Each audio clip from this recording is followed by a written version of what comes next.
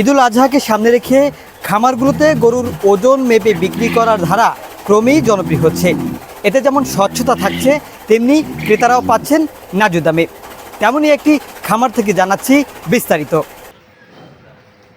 খুলনায় গরু কিনতে এখন আর হাটে যেতে হচ্ছে না, অনেকেই যাচ্ছেন খামারে। কারণ ডিজিটাল স্কেলে মেপে প্রতি কেজি নির্ধারিত দামে বিক্রি হচ্ছে কোরবানির গরু।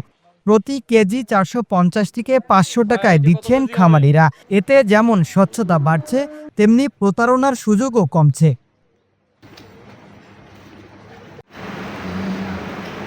যে মার্কেটের যে অবস্থা, সাধারণ মানুষের মধ্যবিত্ত যারা আছে, সাধারণ মধ্যবিত্ত যারা আছেন তাদের জন্য এই এই সিস্টেমটা খুব ভালো। এটা আমার ধারণা। যে কটা গরু দেখছি মোটামুটি ভালোই মানের এবং ভালো জাতের। আসলে হাটে গেলে শুধু একটা হ্যাসেল হয়, শুধু অনেক গ্যাদারিং থাকে, ওর ভিতরে ঠিকমতো গরু চয়েস করে কেনা যায় না। ফার্মে আসলে ঠিকমতো গরুগুলো দেখা যায়, গরুগুলো চয়েস করা যায়, ঠিকমতো দরদাম করা যায়। 20টার মতো গরু দেখলাম, হলস্টেইন ফ্রিজিয়ান নিয়ে দেশি পেলাম, ওখান থেকে একটা চুজ করছি। নগরের 0 পয়েন্ট থেকে জয়বাংলা মোড়ের দিকে যেতে বাঁ পাশে অবস্থিত মেসার্স পুরবী অ্যাগ্রো ফার্ম। এই খামারে ঈদের জন্য প্রস্তুত করা হয়েছিল শাহিওয়াল, ব্রাহ্মা, হলস্টাইন ফ্রিজিয়ান ও দেশি 30টি কোরবানির গরু। ইতিমধ্যে 11টি বিক্রি হয়ে গেছে। এখন ফার্মে আছে 19টি গরু, যা পর্যায়ক্রমে ওজনে বিক্রি হচ্ছে।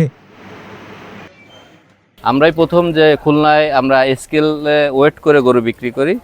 যেটার সুবিধা হলো, আপনি একটা গরু কিনলেন, সারা বাংলাদেশে এখন স্কেলেই গরু কেনা বেচা হয় ওয়েটে।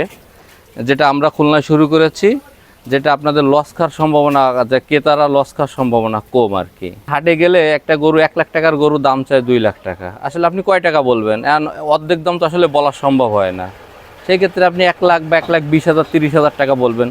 সেই ক্ষেত্রে আসলে গরু যে কতটুকু মাংস হবে এটাও বোঝার সম্ভাবনা নেই। কিন্তু স্কেলে মাপলে আমরা যেটা সারা বাংলাদেশে একটা ধারাবাহিক নিয়ম চলছে, একটি 100 কেজির গরু স্কেলে মেপে যদি বিক্রয় করা হয়, ওইখান থেকে আপনার 40% বাদ যায়, 60% টেকে।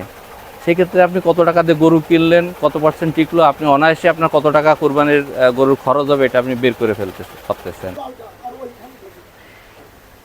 হাটের তীব্র ভিড় ও দাম নিয়ে অনিশ্চয়তার বদলে অনেকেই এখন ভরসা করছেন ওজনে গরু কেনার ওপর। গরু বেচা কেনার এই পদ্ধতিতে যেমন স্বচ্ছতা বাড়ছে, তেমনি খুলনার খামারগুলোতেও জমে উঠেছে কোরবানির ঈদের প্রস্তুতি।